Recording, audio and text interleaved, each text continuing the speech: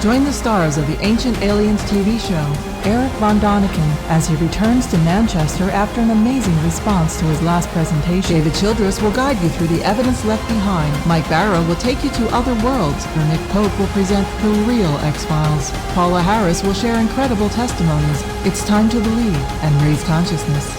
Join like-minded souls on Saturday, June 23rd, 2018 for Awakening. What do you believe?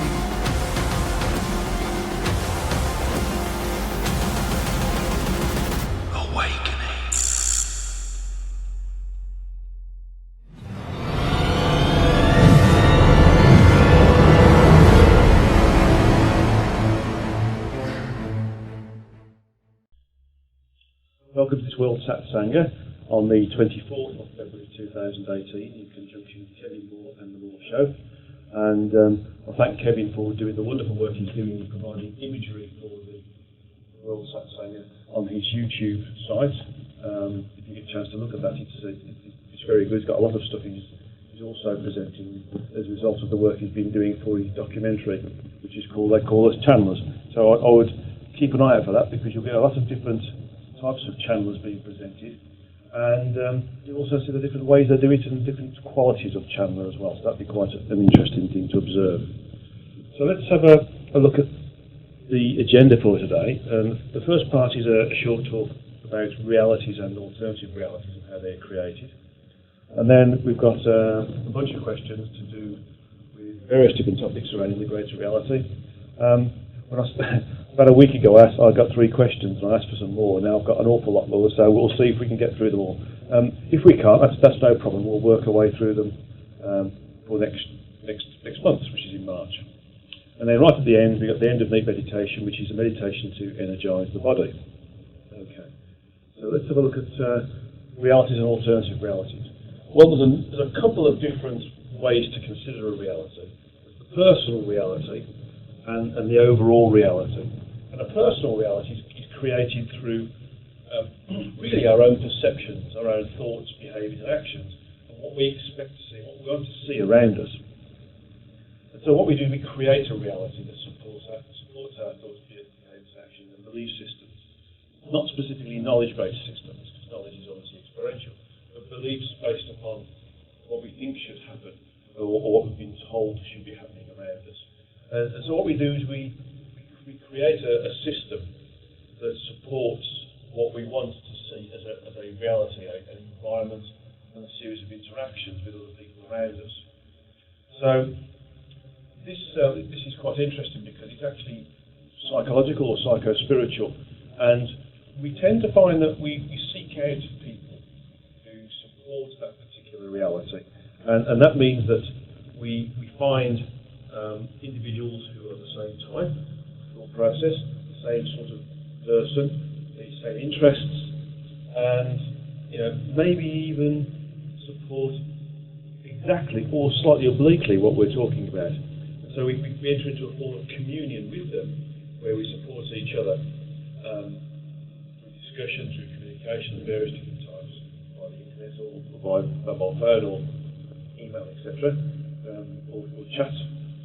Websites, for instance, and we start to create this system, this alternative reality, which is really specific to ourselves and those individuals that we communicate with, and nobody else. So that's like a perception-based reality, or a desired reality that exists within the overall reality. That's an individualised reality that is created through a desire for a different set of experiences or a different type of, what's a better word, experience in this particular incarnation. The alternative reality, I mean, you could argue that what we create and work with ourselves is an alternative reality to that which is around us.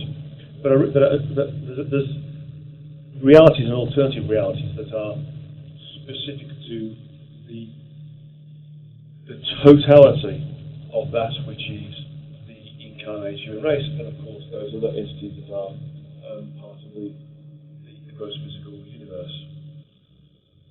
So we have the sort of mainstream reality, which is that which everybody enjoys within the physical universe, and we have pockets of other realities that are as I've just explained, they're either psycho-spiritual, or they can be localized to a specific area, location, or for instance a country, or even a whole planet. And then there's the sort of the larger reality, which is associated with the universe, for instance.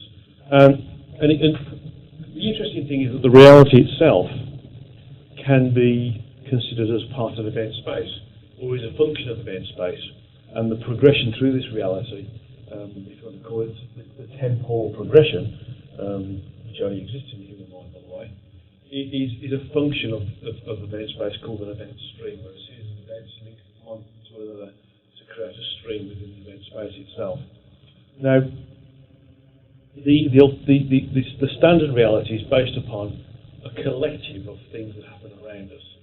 For instance, people working on different inventions, people working in their careers, their roles, creating infrastructure, communicating with other individuals across the world, for instance, or even communicating with other entities across the local galaxy or the universe. And that creates a series of sort of events that are understandable and recognised by everybody as being stable and solid.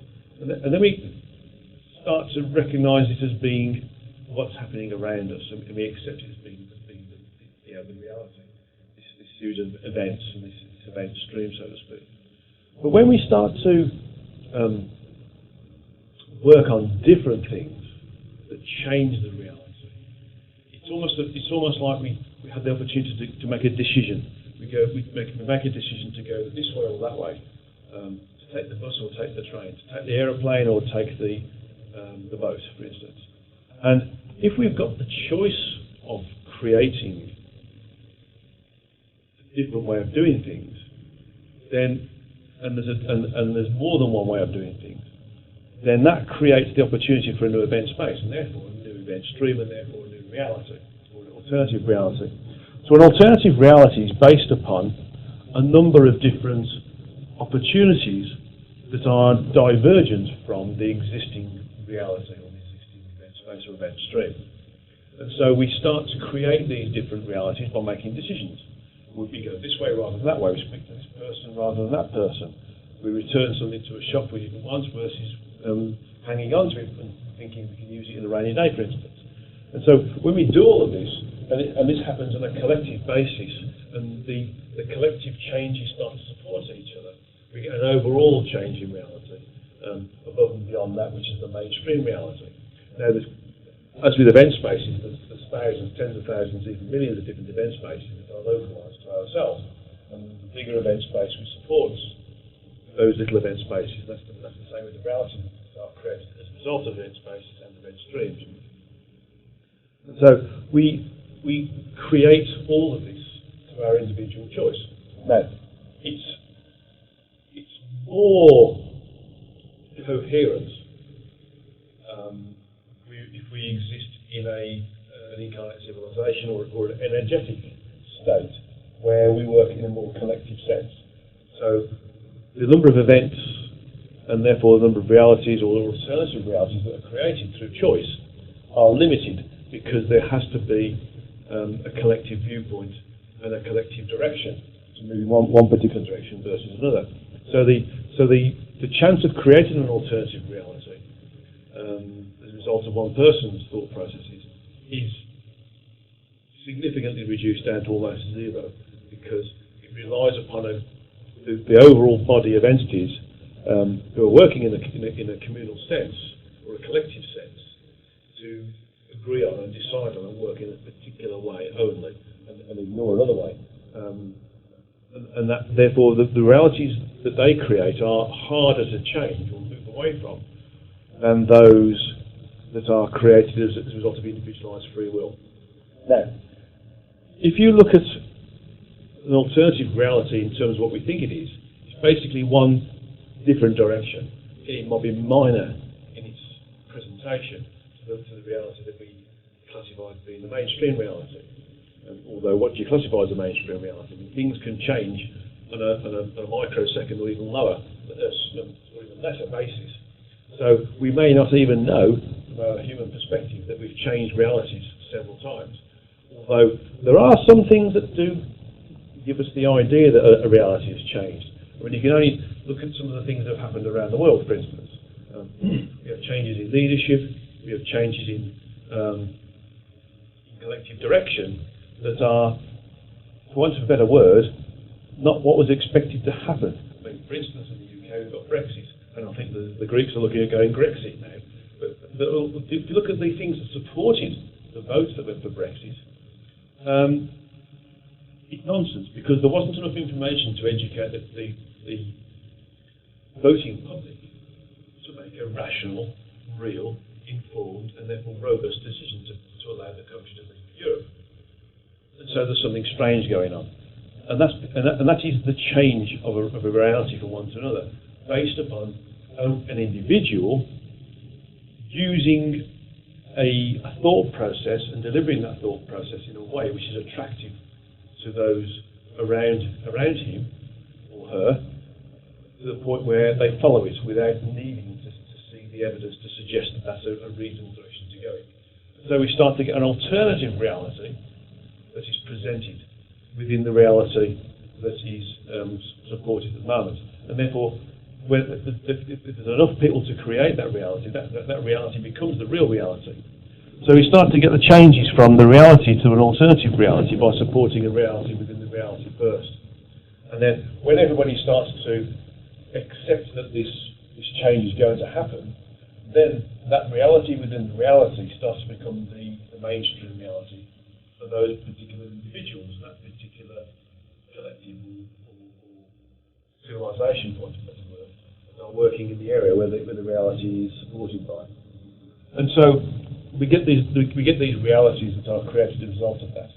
Now, the overall reality created by those people on Earth is fairly random, and is very, for want of a better word, unstable in comparison to the reality, the greater reality that is around us in the rest of the physical universe, and of course the rest of the multiverse. And so that which is occurring on Earth is a reality, seen now an alternative reality being created into the mainstream reality that is within the overall reality of that which is the function of all those entities that are incarnate within the physical universe. And so we get the reality within the reality. Now, one of the reasons why the Earth is, for want of a better word, quarantined or fenced off, or ring-fenced if you want to, or put into a position where nobody can really interfere with it with the perspective of other incarnate entities, is because if the level of, so to say, instability, reality-based instability that's available on the Earth gets out into the rest of the incarnate physical universe, then it will create a really random-based series of realities that's spread like wildfire, like a virus, and will cause problems.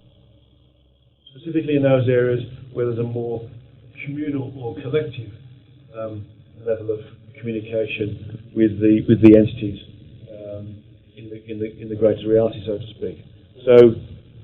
So what we have is a condition where those individuals on Earth are, for want of a better word, quarantined, because the chances of creating random realities through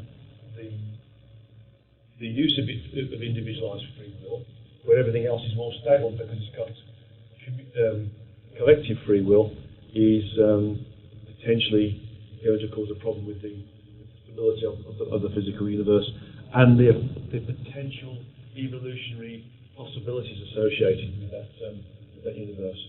Okay, so realities come in a couple of different ways. There's the personal reality that we can grow within ourselves, and we sort of nurture within ourselves, and this is what we want to see and hear and feel, and we sort of coalesce around those individuals who support that reality.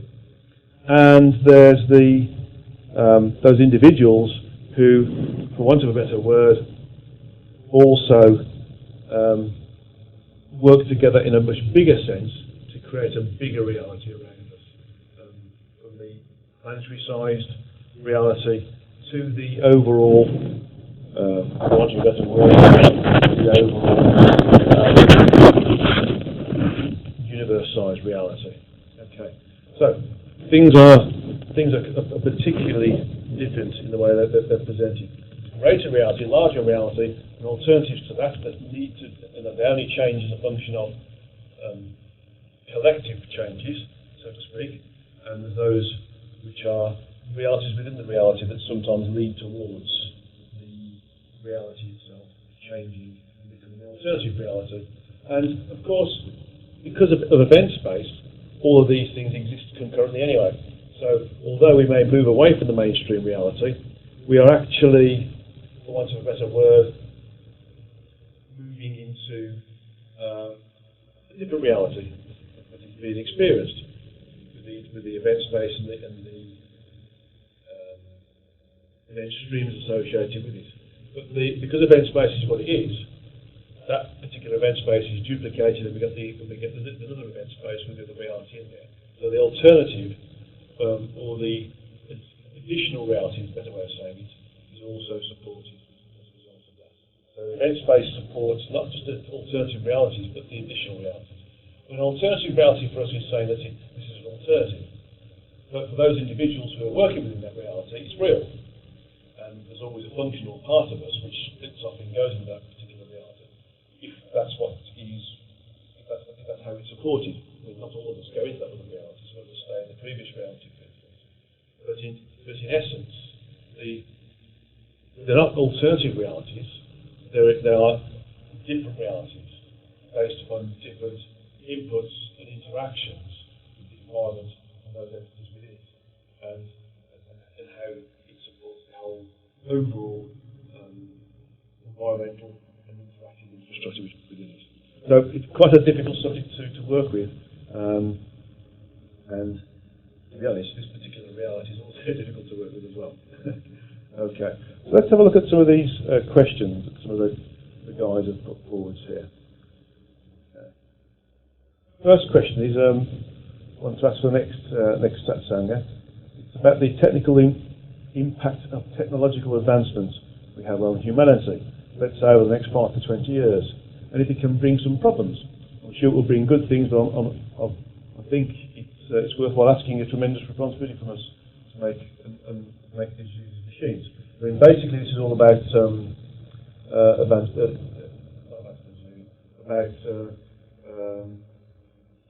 machine-based intelligence. Okay, and the question is really, AI is evolving so fast now with machine learning, big data, and quantum computers and robotics. Is it accurate to assume that in the near future supercomputers will be more intelligent and capable than any human being in any fields, or that computers will have some level of consciousness or sentience? People like Elon Musk or Stephen Hawking are worried about that. There is going to be a level of intelligence associated with machinery. Arguably, there will be a level of consciousness associated with that machinery as well. The thing is whether that intelligence is based upon a program, or whether it's based upon a learning function within the hardware, so to speak, that supports that program. In terms of consciousness, there will need to be a feeling of who I am, so to speak, from that machine or from that robot, as an example. And that can only be supported by the hardware that allows the growth of intelligence process that creates the level of understanding of who I am, so to speak, or beingness. Sentience is a different thing. Sentience is not something that artificial intelligence can support. So that's the difference between us and any machine-based intelligence or consciousness, that we are sentient and we are creative. You could argue that machines can be creative given the opportunity, but they won't be sentient. They will simply be able to function as a series of algorithms. And these algorithms may be created by themselves, so to speak, as part of an evolutionary piece of software. But eventually they'll come to a point where the software is overtaken by self-generation of for argument's sake, electronic synapses within a large piece of memory that allows the generation of what you could arguably call personality as well. So it's going to happen. There's more parts of this. I also think that about some research with transhuman and implanting technology inside people for monitoring health, or having access to a kind of super hard drive with all the information on a topic, or to store all the memory of a person in a hard drive. For example, with nanotechnology, many illnesses will be more easily curable, or if you have an implant in your brain, for example, with all the knowledge there, so you don't need to go many years at university. Is this realistic? Yes. There is going to be a potential where we could store information on an alternative memory location within the human form at some point. Whether we want to do that is a different thing, whether it's desirable to do that is a different thing. There's more potential for a communication device to be stored within a human being, and this information stored in a central location rather than being locally. So we'd have instantaneous access to the internet via our thought processes rather than via our computers. But the information would be stored locally. If you think about it, if it was stored locally, it needs to be updated. And we know what a pain it can be to update our computer sometimes if we forget software crashes. So I would suggest that it's more likely going to be that there'll be implants that are going to allow communication with centralised systems rather than the whole knowledge-based database will be implanted within us. Okay. Next part of this is, I'm not very knowledgeable on Rudolf Steiner, but it seems that he predicted a long time ago that humans would merge with machines and talked about the possible dangers of it. I hear him using technology to enter this dimension, for instance. That's other entities using technology to move into this dimension. He said it's not wise to avoid technology. It's more like a learning challenge for us, learning to exert our will. Yes, Steiner was very good at predicting the future. Of course, he was able to channel and understand various aspects that are what we would call futuristic. But we can't work with it without knowing how it works. So it makes no sense to avoid it. We have to work in a way which enables us to understand that in reality we are going to be ignorant of it unless we work with it in a more satisfying way, so to speak. And that means that we need to be educated. And the only way to educate ourselves is to work with it. And that's how we've progressed from a technological perspective in the past as well. So next bit is from SO. What can you tell me about Sphere Being Alliance, in particular the Blue Avians? I have seen or read that they are here to assist us through the ascension process. What is your knowledge or opinion on these entities? Have you ever been contacted by them? No, I've never been contacted by them, to be honest. But the thing is, there's lots and lots of sort of New Age or spiritual misdirection going around based upon people's thoughts, behaviours, and actions, or moreover desires, or people creating a reality. So that there are quite obviously incarnate civilizations that work together on various different frequencies within the gross physical universe. And those that are sort of towards the end of the gross physical universe was more energetic. And they will, where they can, if it's relevant, if they're asked to, support some level of assistance to make sure that we don't make a mess of things with our individualised free will. But there's a lot of them. The Arcturians are supposed to be some of these entities that do this. The Syrians are supposed to be some of these entities that do this. The Blue Avians are a completely new civilization to me. I don't know anything about them at all. That's not because they're not there, because I've not researched into them or even thought about communicating with them at all. There are many entities, including incarnate human beings, who are assisting in our ascension process because they recognise the for want of a better word, the benefit of ascension through individualised free will, which is what the whole point of the experts is all about anyway. Okay. Next question is in relation to manifesting, for instance, money or new cars or physical possessions. How do I feel in the best way? I often read about intention, belief, positive thoughts and affirmations, etc. But would like to get your thoughts on this. Raising one's frequency is often mentioned. How would I go about doing this in your experiences? In terms of manifestation, it's about knowing it's going to happen. You create a reality around yourself by seeing, feeling, being, knowing, touching, tasting, everything that is supporting what you need to happen around you. You just feel yourself in abundance. You visualise this abundance that is going to happen to you and how it's going to happen and what it means to you. And it will happen. I mean, there are levels of abundance that I choose to work with, and I can turn the abundance on or off. And that's quite simple to do. I simply see myself as having lots of work, or I simply see myself as not having lots of work. And so the rise and fall of my work, or the ebb and flow of my work, is usually aligned to my thoughts about having a rest, or thinking I should be of service more. So it's all about projecting this state of beingness, this like reality around yourself that is consistent with, congruent with the reality that you want, which may lead to be in total abundance of any sort of abundance. So it's all about that. It's all about, and you see it every day. You think about it every day. You see it every day. You see it working.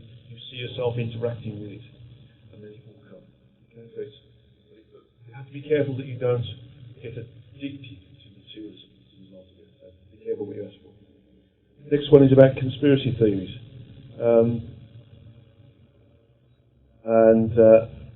I would not be upset if you don't want to comment on this. I'm not sure what to believe myself about this whole topic. Well, fair enough. Are there human slave populations on Mars? Are ETs helping governments with advanced technologies in exchange for human resources?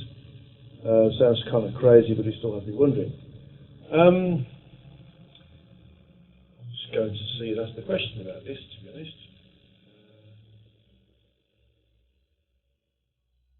There's not human slave colonies on Mars. There's no need for a colony of slaves anywhere when you have a level of advanced technology supporting your work. There have been interactions with other representatives of civilizations, with most of the governments that are stable, I would like to add, in terms of giving us little bits of information to help us move in the right direction. That's not specifically technology. It could well also be in terms of thought processes and also metaphysical practices as well. So we don't always get technology. We sometimes get direction in terms of how to think, how to behave, and how to act, and sometimes what political directions to go in as well. So there is little bits of help. Generally, though, there's the Earth is ring fenced. There is a level of non-interaction, but just observation, unless certain incarnate entities have been requested to work with us as a function of the work of those incarnate entities who are working with and controlling the individualized free will experiments that is here on Earth right now. And the last one is about communicating with your higher self. How many people do you think really have communicated or contacted their higher selves whilst incarnate? There's a heap of articles and videos about this topic. They all make it sound easy, and I'm still trying. Following my instructions, that's my CTF or traversal frequency instructions, but so far no luck. I'm going to keep practicing, good. So it's got me wondering if others really are. That is a very political question, spiritual political question. I would suggest that there's only a small number of individuals worldwide who have contacted their higher selves or are in a state of self-realization. Probably in the low thousands, to be honest, if that. And I'm probably looking at over the last 100 years as well. In general, articles and videos can purport that individuals are able to present themselves as being experts in gaining access to the higher self or the greater reality, or communicating with other beings, or communicating with source, for instance. But in reality, you need to ask yourself this question: do they demonstrate the words, thoughts, behaviours, and actions of somebody who is actually on that level? Even some of the world's greatest spiritual leaders work in a way which is not congruent to somebody who is actually self-realised. They like to have the ability to influence people and to control people and to gain status through their supposed teacher status. So just be a bit careful with this. My thoughts are, go with that which feels right and go with the traditional ways. There's some forms of Buddhism that works, and some forms of Kriya Yoga which work as well. Well, Kriya Yoga is not some form, it's a form. So work with Kriya Yoga as a good start point, and also work with clearly meditation. But also work as well with yourselves, be a better citizen, be of service, meditate regularly, and you'll move onwards and upwards in this respect. Buddhism is one of the better ways, one of the better religions to sort of stay reasonably stable. But I think Kriya Yoga's got the edge of it still. It's more scientific. With my own teachings work as well. Sometimes people do it faster than others. Some people have the instantaneous communication. Sometimes people have to work a long time. But one thing is, the most important thing is that with all this stuff is the individual has to stay as pure as possible. And that means that they avoid alcohol where possible, avoid wine very little, they mostly vegetarian, don't eat meat, and they don't indulge in gossip or conspiracy theories, for example. Okay. Right, so thanks for those particular questions. Let's go to the next one. Next one is from US. So I'd like you to comment on the subject of toxic masculine behaviours and actions being exposed on our planet right now. So we're currently in a cycle of male dominance, and that there have been cycles of female dominance on this planet as well. Now there have been several movements, hashtag #MeToo or hashtag Time's Up, that have allowed sexuality harassed or abused women to speak up openly about their personal experiences. This raises several questions. Okay. The first one is, are we now in the process of moving towards another female yin energy dominated cycle, or is it just a prelude to moving towards full integration and balancing of the yin and yang energies with all this regards to gender? This particular cycle and this particular civilization is quite an interesting one, because initially it was designed to be a male-dominated and led civilization or society across the world, specifically on Earth. Male and female being generally limited to the Earth location, by the way. But we're finding that that's not really a balanced way. Neither is fully feminine either. There needs to be some form of balance between the two. And so we are, if you like, we're bouncing up the walls a little bit before we actually come down to the function of fully integrating the both male and female, the yin and the yang energy, if you want to call it that, and making everything equal and reasonable, and taking the best out of each and moving forward rather than the best of one thing and not moving forward in a robust way. So it's all about, we are moving in a more sort of integrated but still dualistic condition rather than individualistic condition. The second part is, how is this related to humanity? I'll start again. How is this related to humanity now entering the cycle of energy in the ascending arc of the Vapara Yuga in the global consciousness cycle, according to Sri Yukteswar? It's part of it. It's almost like the beginning, the baby steps, the very first rungs in the ladder, because there needs to be a recognition of self and a recognition of others as being part of self before we can go into this global consciousness cycle. So the start point of people questioning their reality is, for want of a better word, the start point of this Dwapara Yuga that we have just talked about. quite some way off yet, and it will only happen when we all become globally a higher frequency and start to realise that we are not the human body, but we are something beyond the human body. And that's it. Third bit is the balancing of yin and yang energy a gradual process, or does it happen naturally when we move into a higher earth, i.e. the fourth frequency level or higher, where the poles are close together, not so black and white?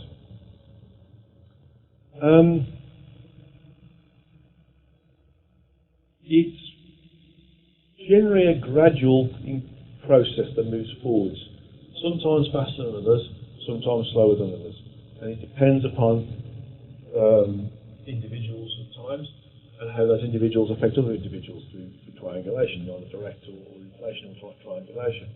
But it's going to be natural and sort of slower, if you want to call it that, in general, rather than being rapid or instantaneous. We're not going to get this position where we're going through what's classified as being a sudden awakening process. It's going to be a gradual process. It might be quite a fast gradual process, but it's not going to be this instantaneous. Everybody comes to this aware and awake in one go. It'll be gradual as various different people become more aware and awake, as it's happening now, and as we start to get a critical mass of people. So we won't move into this next zone because of a critical mass of people, but the critical mass will spark off an accelerated level of rising through the frequencies of therefore expanded consciousness. The next one, would I consider the Atlantean civilization a more yang-dominated era, since it was focused on outer technology, science and individualism? The power of one, for instance, was the Lemurians of civilization a more yin-dominated era focused on the inner or spiritual technology and group consciousness or power of oneness? Okay. Is that where we're heading again as we evolve from separation to unity? The Atlantean civilization was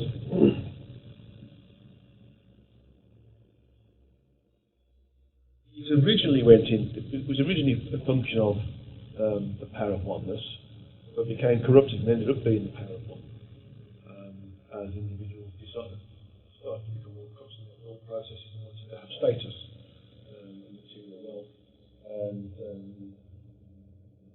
and position and power, so to speak, which is status, of course. The Lemurian society was more of a communal system, so not really convinced it was totally the power of oneness, but it was more of a case of working in service to the group to ensure that the group was nourished and maintained and continued to thrive and flourish. So, if you like, the Atlantean civilization moved from the power of oneness to the power of one, and the Lemurian society sort of edged towards oneness through being in a communal sense, so to speak. Rather not working in an ashram, out the ego, so to speak. Ashrams and other sort of communities that are in existence right now do tend to create a hierarchy within a supposedly non-hierarchical structure. So that's one of the things that we're really careful of. But we are starting to go towards oneness, slowly. That sort of supports the previous question as well. Okay, so part of this again is what changes can we expect to have now versus in 50, 60 years, when the more white children come here to raise our frequencies? My impression is that things have gotten worse in my lifetime, from glass ceilings to unequal pay to a moral behaviour exhibited by our presidents, politicians, celebrities, CEOs and regular Joes alike. Are they all here to show us what not to do as an evolved human being? Yes. They're providing an interesting Muppet show, what's a better word. They're showing us what we can become if we're not careful, because these individuals are here to educate us. Now, you could argue, some people would say, oh, they're here to educate us and here to make us move forwards in the way that they're demonstrating, but actually they're showing us the opposite. They're showing us how we shouldn't behave if we're in leadership roles, how we should be more considerate, how we should be making sure that everything is equal, how we should be working with ourselves in service to each other, and then in service to the collective as well. And so really, we are being shown how bad individualism can get if it's allowed to go in that direction. And as a result of that, you start to lose control of the masses, so to speak, and you start to create an individualised society that is, for want of a better word, really focused on being selfish rather than being of service. Right, another question related to the yin and yang question. I told you that, this guy, that Christ had 24 male disciples, and this included 12 males and 12 females. The yin and yang together. So 12 males and 12 females equals 12 complete disciples, energetically. Okay? They worked as male and female pairs that created 12 full disciples. We also know that Jesus was married to Mary Magdalene, who was his soulmate, according to some sources. She quotes Yogananda in Autobiography of a Yogi. And also said that Babaji had a sister. Okay? The question is, since Jesus is a source sensitive, i.e. an ascending master from the source sensitive 4, is Mary Magdalene his true soulmate, meaning did she come from his true energetic self or another true energetic self? The answer is yes. Mary Magdalene was part of the same energy. When you see an association between ascended masters and other individuals, they will be from the same soul group. Same soul group, a group of souls from the same true energetic self or same Godhead. Okay, because the energies are such that they can't interact with anybody else other than somebody from their own sort of true energetic self. And again, it's the same thing for Babaji. His sister also came from the same true energetic self as well. So we get the point where individuals will work together. Babaji clearly didn't get married, but he had to have a yin to his yang or a yang to his yin, and that was his sister. And in fact, my understanding is that Babaji's sister was the one that persuaded Babaji to remain on the earth, and actually didn't become an ascended master. He was still a master, but an unascended master, because he hasn't decided to ascend yet. He's still here helping out us on the earth plane. Now, the next question is part of what I'm going to do is the lecture next month.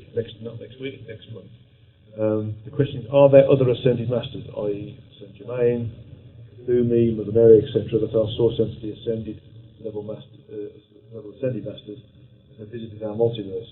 And if so, which source entity? I'm going to defer answering that question until the lecture in March.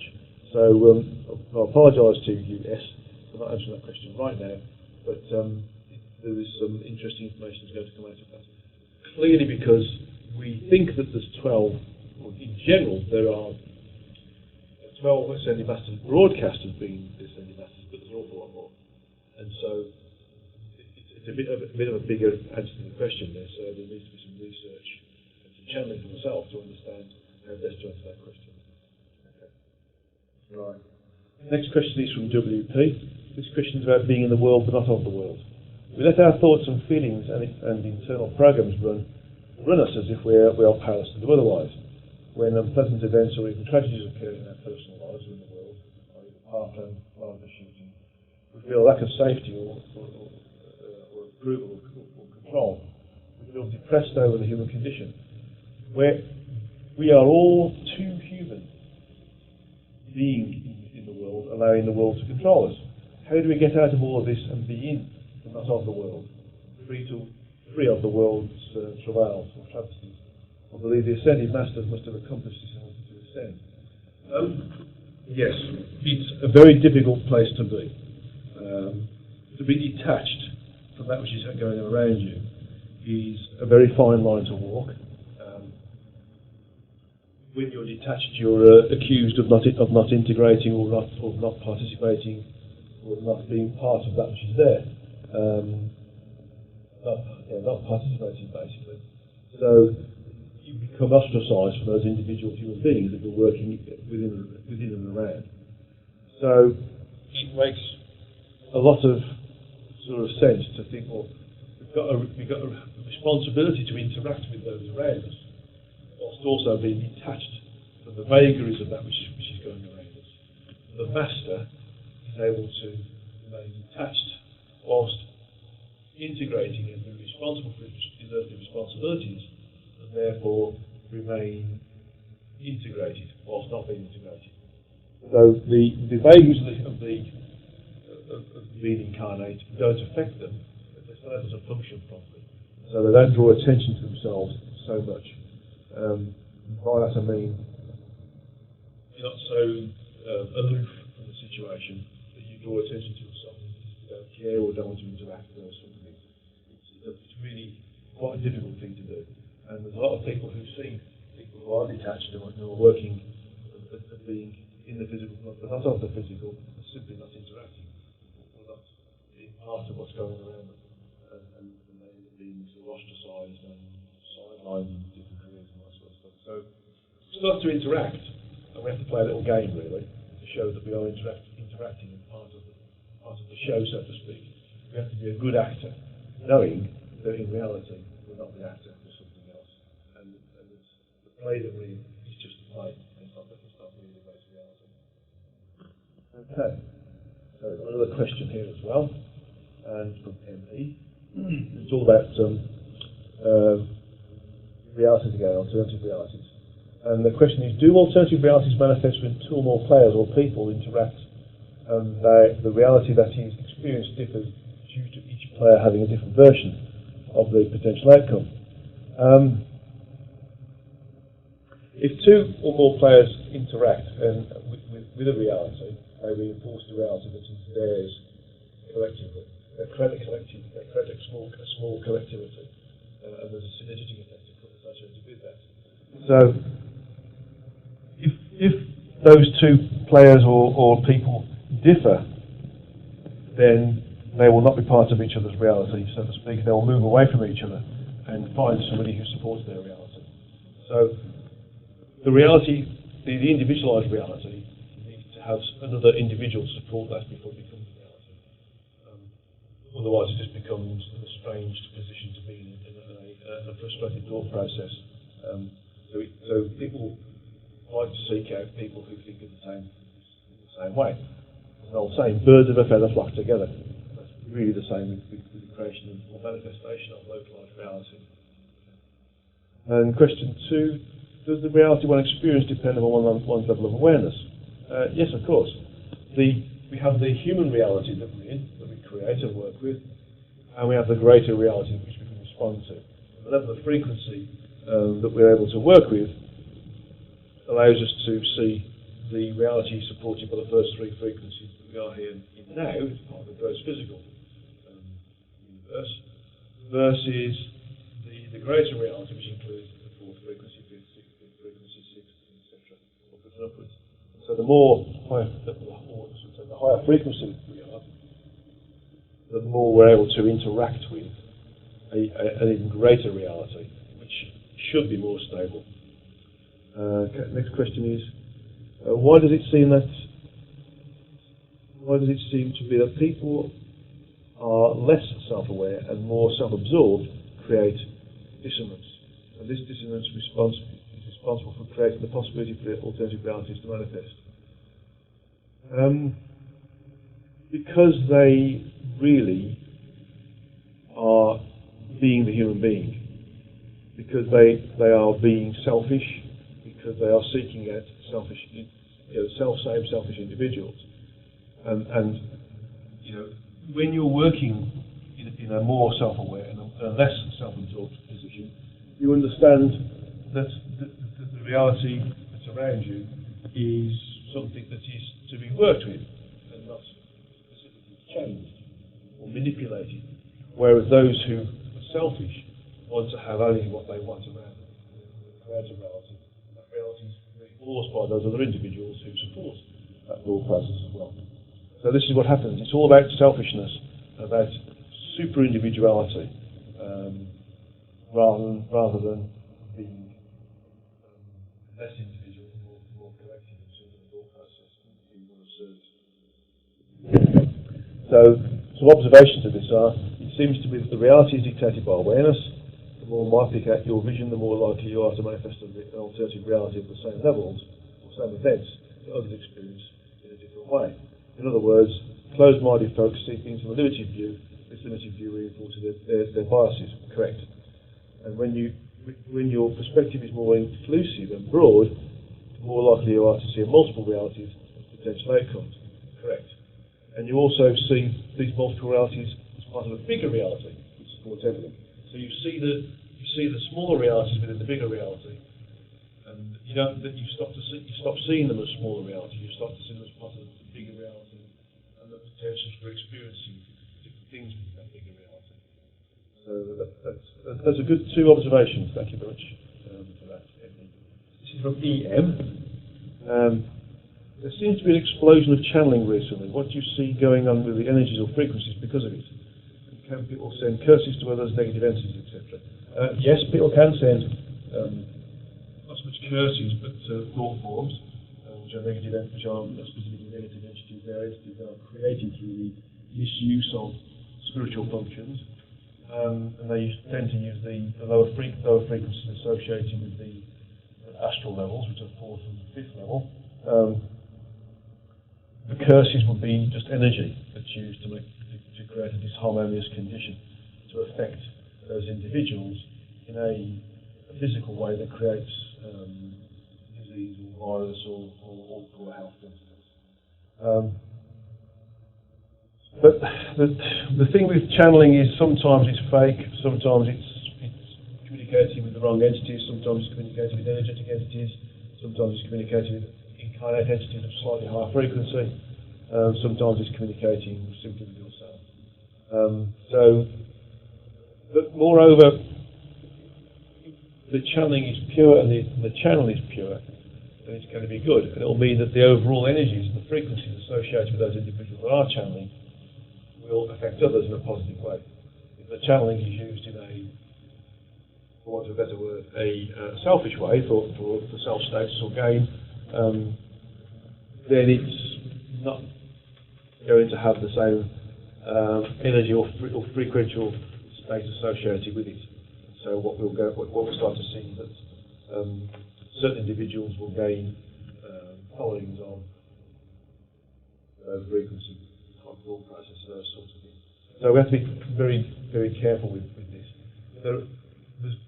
When you see a channeler, when you see the content of the work that they're working with, question it. Question your own intuition. Does this feel right? Does it feel right for me? Or does it feel right in totality?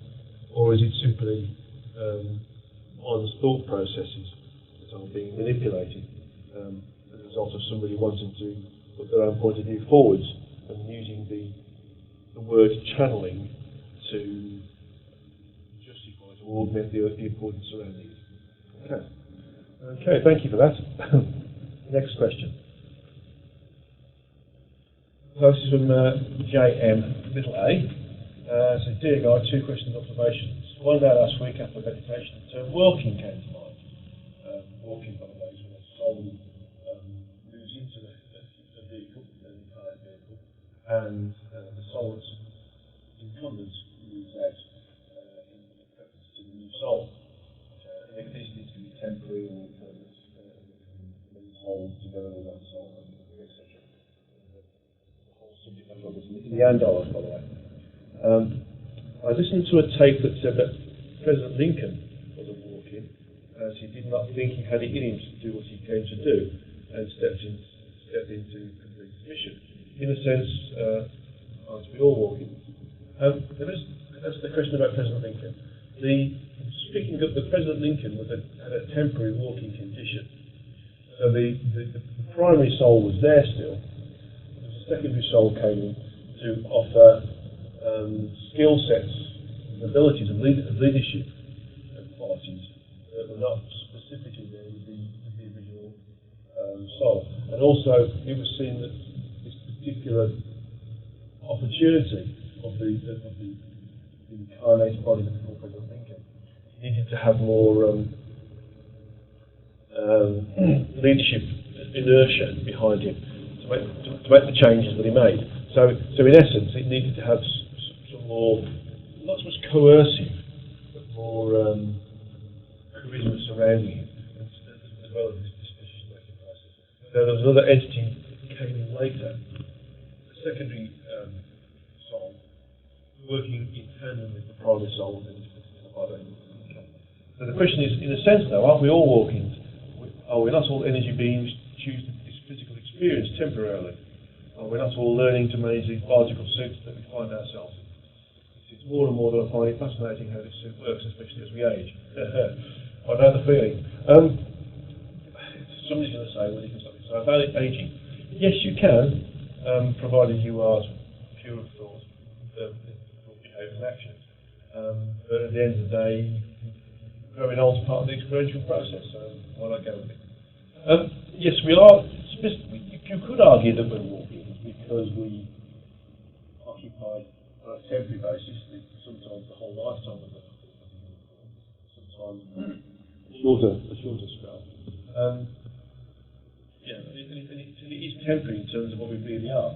But the term walking should be used in a descriptive sense for the replacement of, the swapping in and out of a soul, or the temporary occupation of another soul within the same body.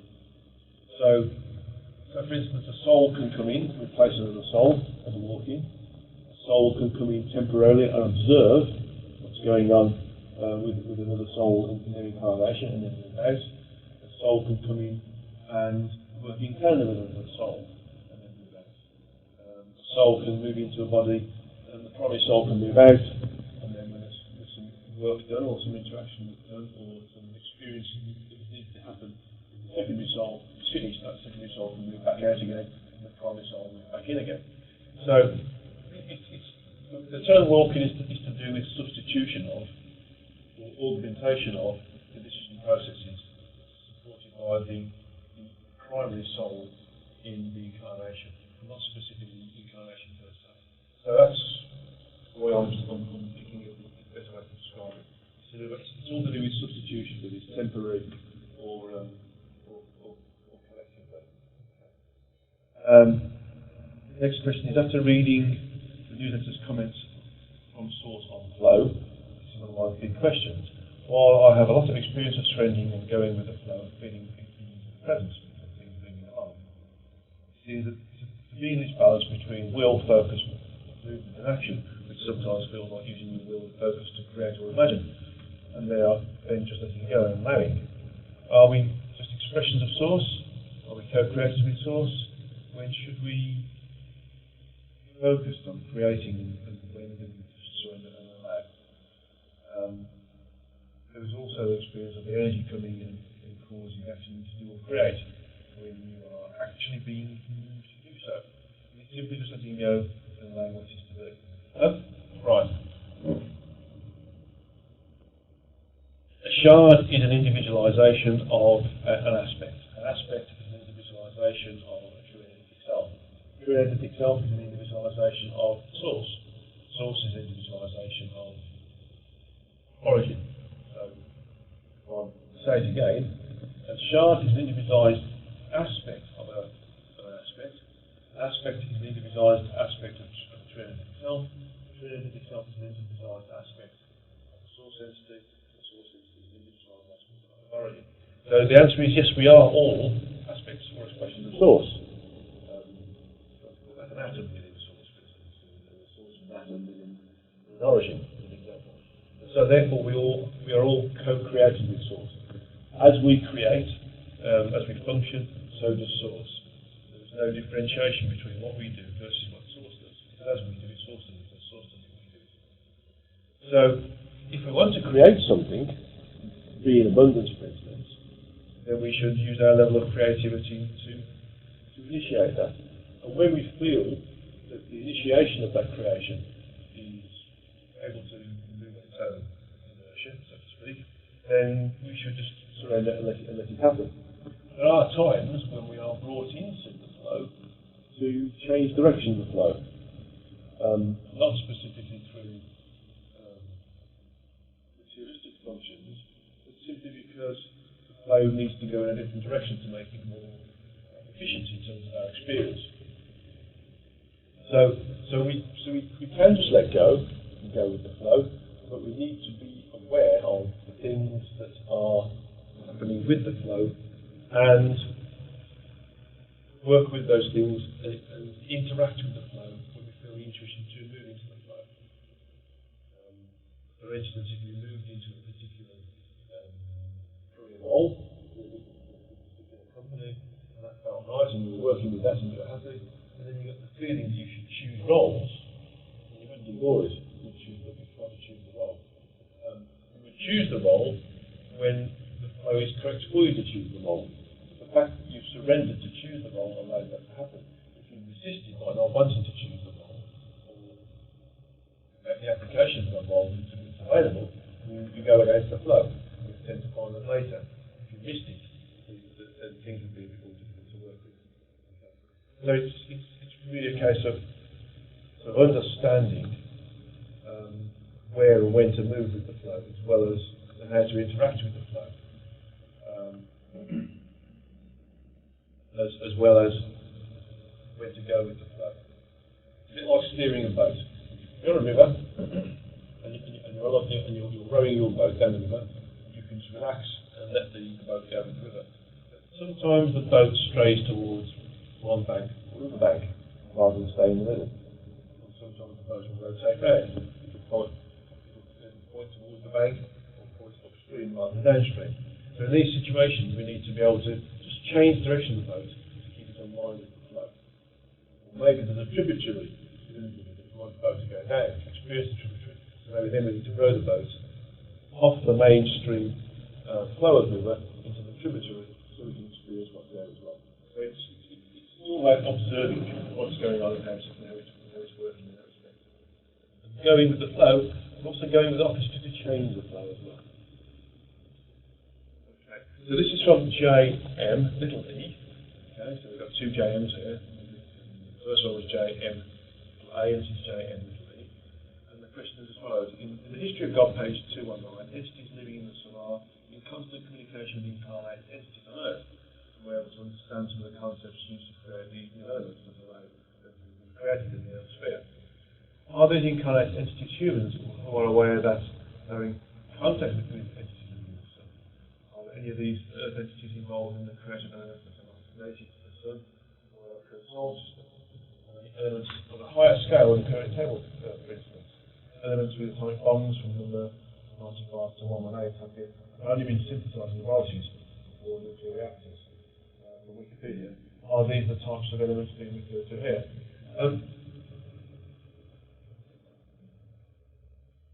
The interaction with these beings which exist within the sun, and those on Earth, purely based upon an energetic and intuitive interaction, so to speak. So clearly there are other entities who work on the Earth. There's three different levels of entities on the Earth right now, and this is one of them. And there's also more energy as well. But in terms of human beings, it's generally giving certain human beings, for want of a better description, an idea of something, or a way of moving forward. Now there are beings here of a higher frequency that are still incarnate that use materials with the craft or the devices that they use to move around the universe, that do use elements that are not available on the Earth. And so when we've sometimes had craft captured or crashed or whatever's happened to them, and there's been an analysis of the material, that material has been difficult to identify or not able to be identified on the table because it's not from elements which is based on the Earth. Most of the elements that are on the Earth are known. There are a few that are available to us through alloy and through nuclear reaction of some sort. There's a number of different elements that can only be created through nuclear reaction, either fission or fusion. Some of those elements that are created by fission are not created by fusion, and vice versa. But these are things that we will discover and these entities are working with us, are giving certain individuals who are capable of taking on board the concepts of the creativity of these materials via sort of intuitive communication. And they don't know they're receiving it, they just get ideas or gut feeling about doing certain things and certain experiments to create these elements and reflections of different elements as well. So it's more about giving the ideas from an idea perspective, planting the seed in the mind of those who are capable of thinking of that seed and making it germinate. I'm just being told that some of them are what you would call sideways to the periodic table. Some of them are above or below. So I'm being told the periodic table should be three-dimensional as a matrix, not the two-dimensional thing we see right now. So some elements that are behind some of the elements we've got right now. There's things that, there's elements that are going to be super light but super strong. There's elements that you can join together without the use of mechanical means. They naturally grow together. Not in a magnetic way, but in a way that they actually integrate together without join. The next question is in History God, page 226. There are whole universes that occupy space of a quark. Is this where some of the SEs formed a universe are located, as opposed to being vast okay universe? Who's to say our universe is not one of these universes that occupies the space of a quark in the big universe? My latest understanding of the occupation of space was difficult for me to get my head around, but it's simply put, in the multiversal environment, the universes are separated not only by frequency but also by spatial location within the space that's allotted to the multiverse. So they occupy the space in various different ways, and so the opportunity for a universe to be within the universe, to be within the universe, to be within the universe is there. It's to do with how the universe interacts with the structure of the multiverse and whether it exists on one particular dimension rather than another. Clearly, they exist on a frequential basis. That frequential basis is part of a structure called subdimension and full dimension. And those subdimensions and full dimension can mean that the space is occupied in various different ways. So there are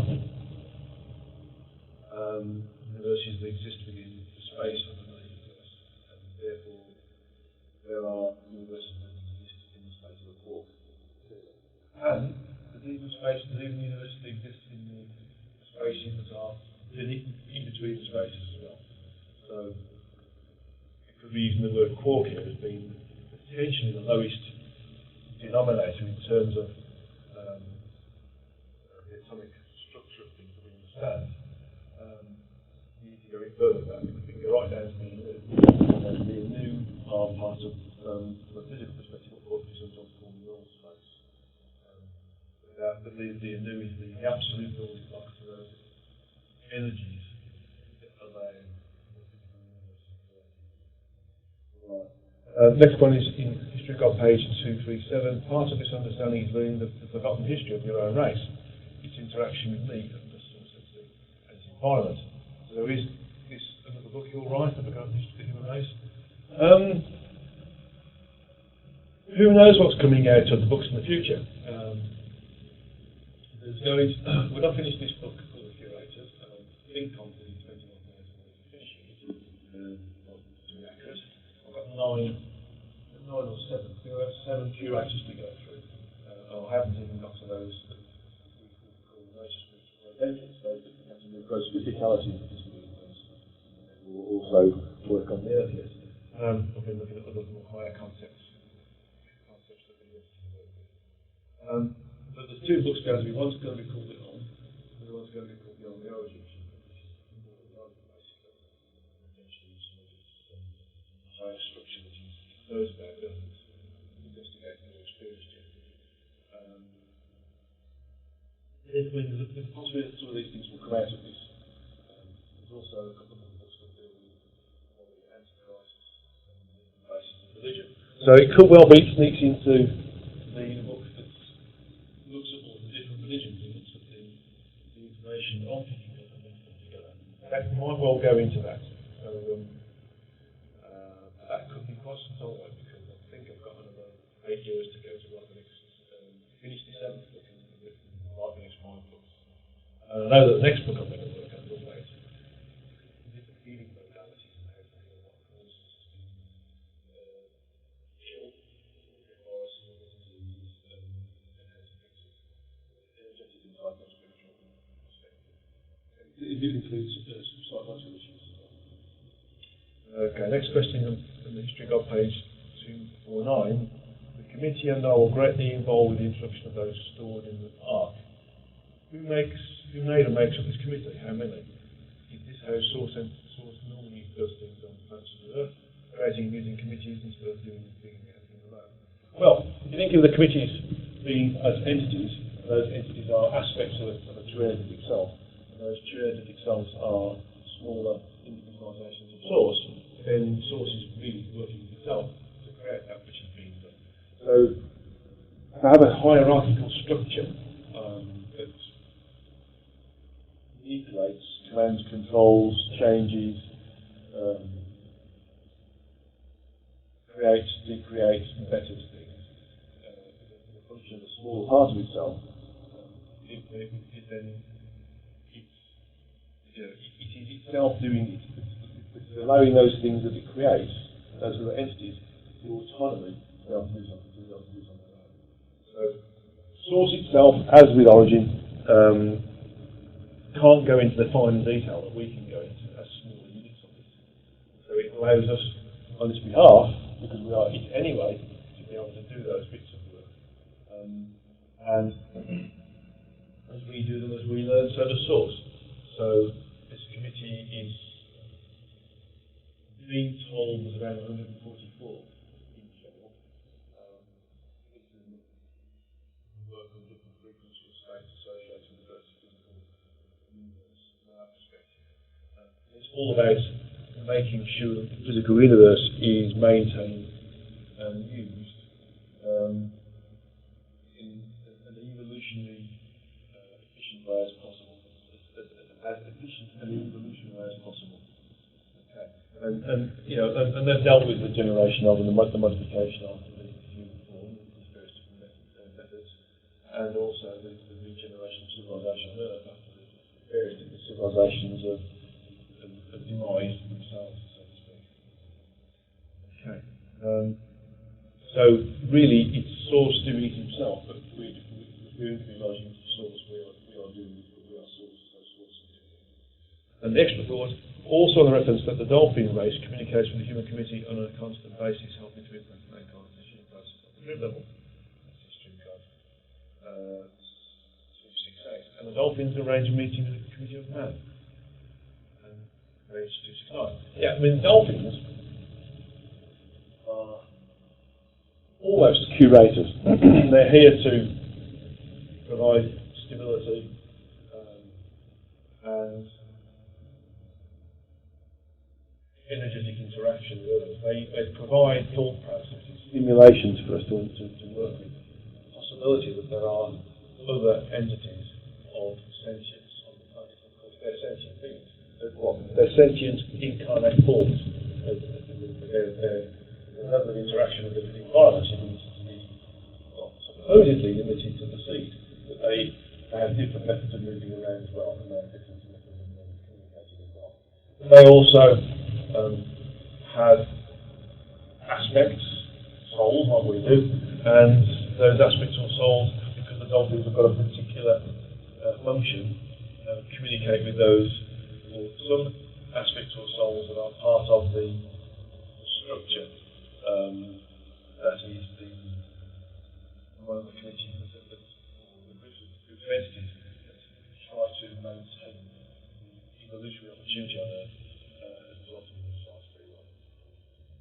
Okay, well, we managed to get through all of those questions, which is fantastic. I didn't expect to do that. And we've gone through about an hour and probably 12 minutes, 13 minutes. So what we can do now is we can go straight into the meditation, which is a meditation to energise the body.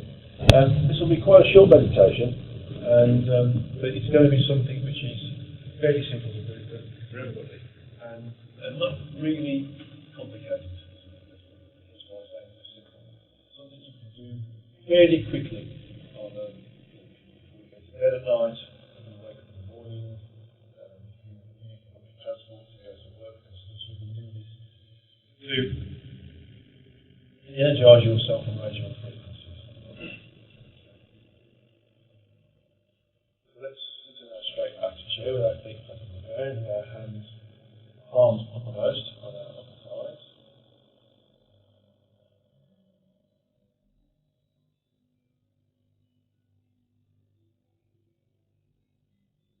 Those are being focused on the centre of the forehead.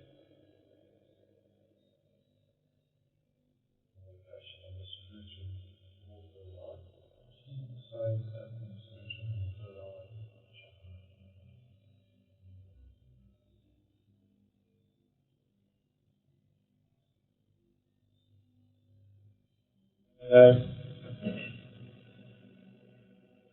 I'm not going to use this method, but this is a method of opening your chakras called the chakra opening exercises that are part of the psychic and the universal frequencies,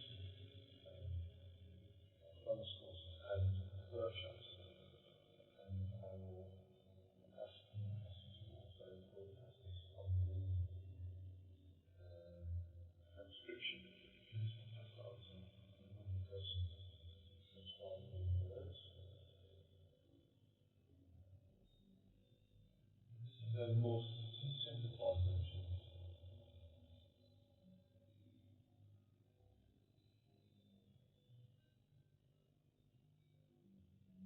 Visualize that your base chakra, which is the root chakra, which has its point of origin simulating its lower body, generally called the area of the groin, is a cone-shaped object, rather like an old megaphone, with a paper cone there, press the cone out to the single person, A4 paper or foolscap paper, or measured size.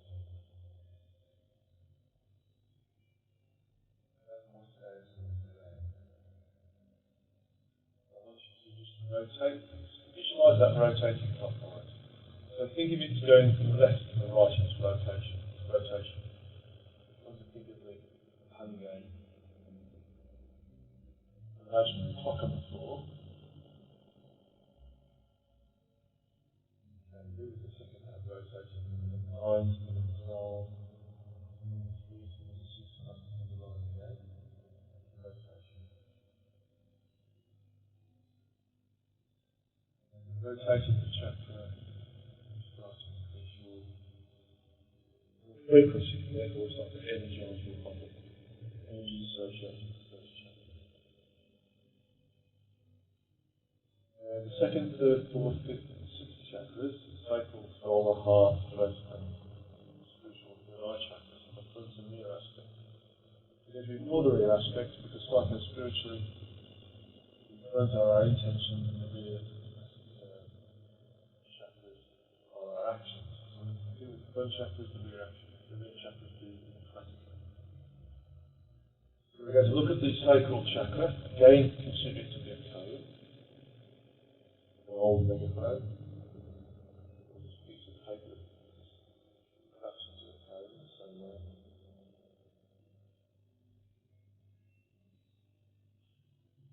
And the point of origin is 3 inches or 7.5 centimetres below the navel, below the belly button. Always that's in front of you. Okay, I want you to just rotate. Visualise this rotating clockwise. Again, if you use a visualisation of a clock on the wall in front of you, again, think of that going from the 9 to the 12, from the 3 to the 6 to the 9 again. That's how it rotates clockwise. The rotation is clockwise from your eye view.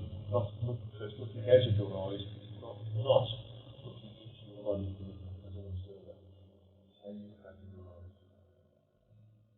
82nd chakra, sacral chakra, more energy in, relevance to the second frequency.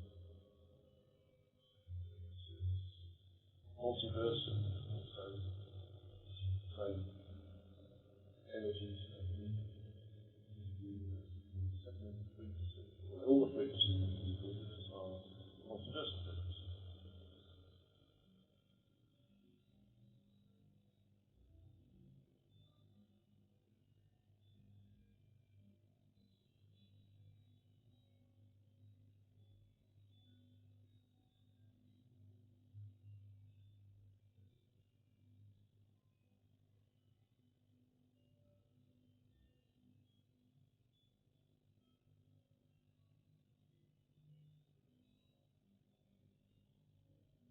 And the third level now, so now pulling energy associated with the sacral chakra, second level. Visualize our third chakra, our solar chakra, visualizing the inches or 7.5 centimeters above the navel, belly button. Again, you can make it rotate in the same direction as the sacral chakra.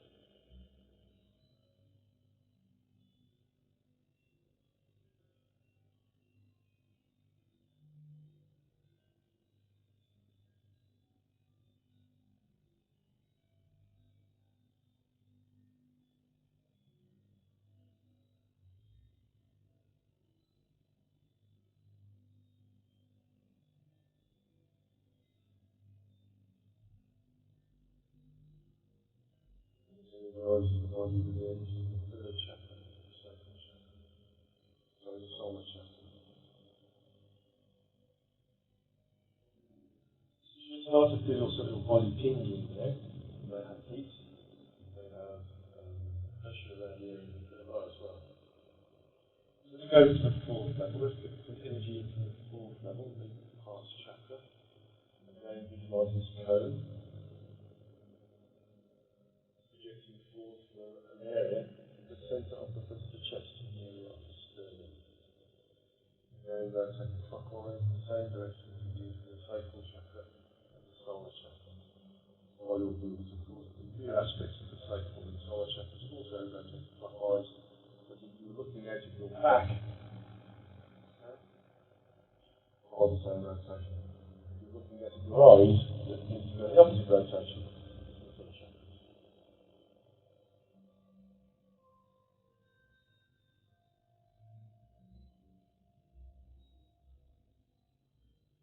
Pulling energy in lower astral level, fourth level. Rising above it.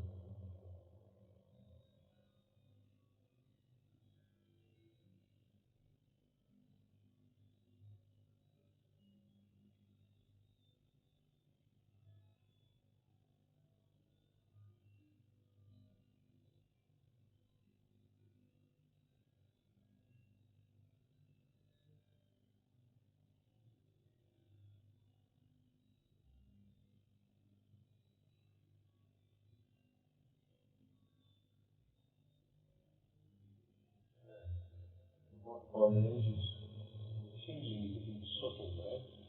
Maybe a temperature change instead. Maybe increased pressure around the periphery of the skull or in the area of the third eye.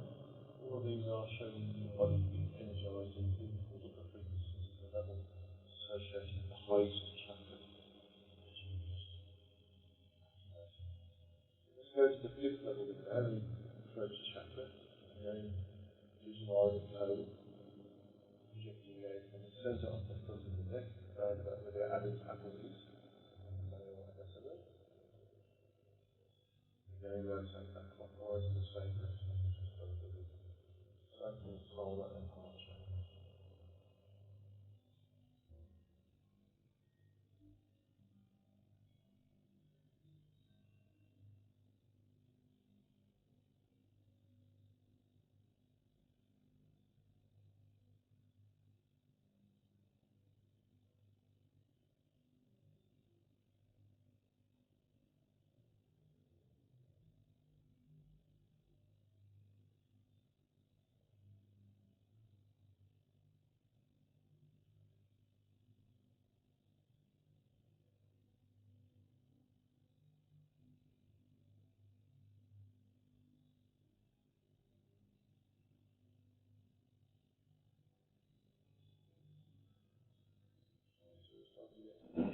feel even more charged now with more soft energy. And this will start to feel some energy from the sixth level now. From the sixth, the spiritual form of the right chakra. And visualize the cone projecting out from the centre of the front of the forehead, through the two eyebrows and above the bridge of the nose. And rotate that in the same clockwise direction. Actually going to the sacral, solar, heart, and the throat chakra.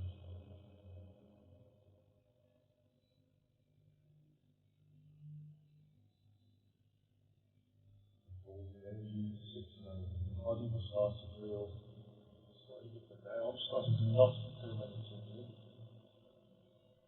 In my hand, not much feeling, in my hand. And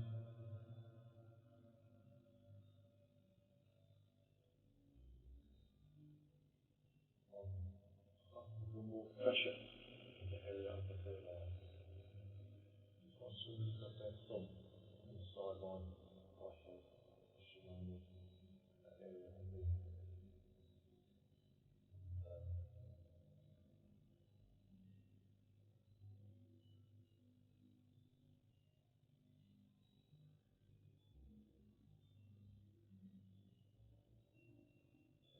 the sixth frequency level. The fourth level, by the way, is the lower astral. Fifth is the upper lower astral.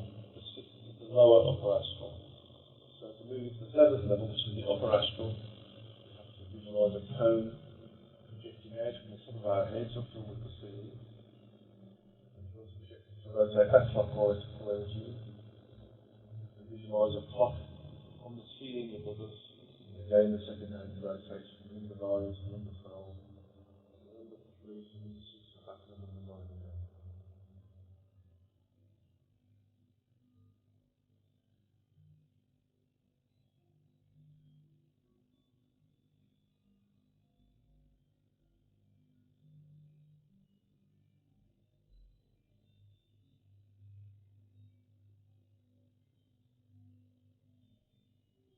Feel the energies associated with that. So you might feel tension or tingling starting to migrate up from the front of the forehead up towards the centre of the top of the head or in the crown area. So what we're doing now is we're experiencing energies around us to the seventh level, the seventh frequency. So we're energising our body primarily at the seventh level now, but we've also energised them gradually from the first, second, third, fourth, fifth and sixth.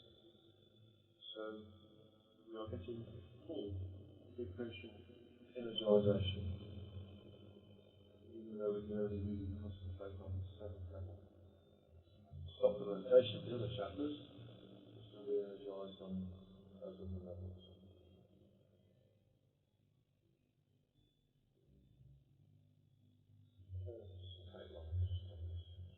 If you want to, you can simply stop the energisation process by moving back down in reverse order. So just stop the rotation of your crown chakra.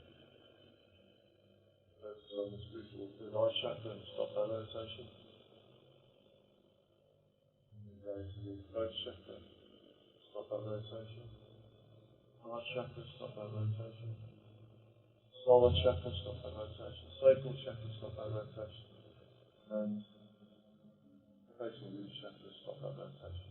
And you notice that as you come down, you start to re-experience the feelings, the energies, the tingling, the temperature, the else of emotions and the colours of the closed eye vision. Else on the way up. Just energise it. If you do this twice a day, you'll find that you'll feel very energised and you'll start to pick up and use more spiritual functions as a result of it, because you will be at higher frequency at a more sustained level. So very slowly start to come back in the room. Open your eyes. Again, this should only have taken a few minutes. I also 15 minutes in the agenda, but let's have a look. right, 15 minutes. Bang on. So basically, you can do this in the morning quite easily, or before you get to bed quite easily, or anytime you remember to do this quite easily. If you travel to work on public transport or on trains or buses, for instance, or even if you fly, you can do this as well, and this will boost your energies, raise your frequencies, and make you more capable of dealing with today's physical work as well. So, that's the end of this particular satsang, and I thank you for your participation. Thank you very much. I thank Kevin for doing the work later to incorporate it on the YouTube channel. I'll thank US Now for doing the translation that will be done usually within a couple of days of the broadcasting this satsang. The next satsang is on the last, I think it's the 31st of March, due to personal commitments. So, 5 week wait.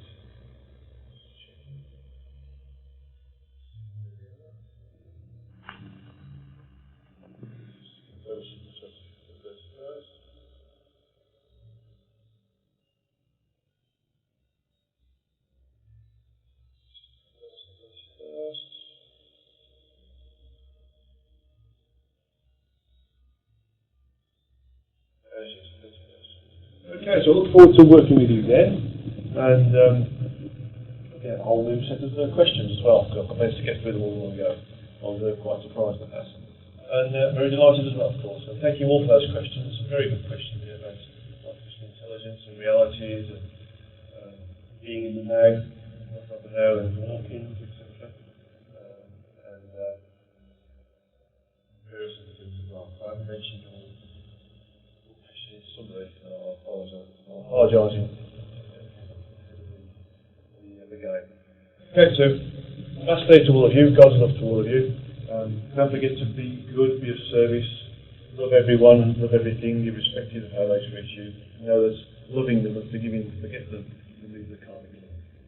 And again, much love to you all, and I look forward to working with you next time.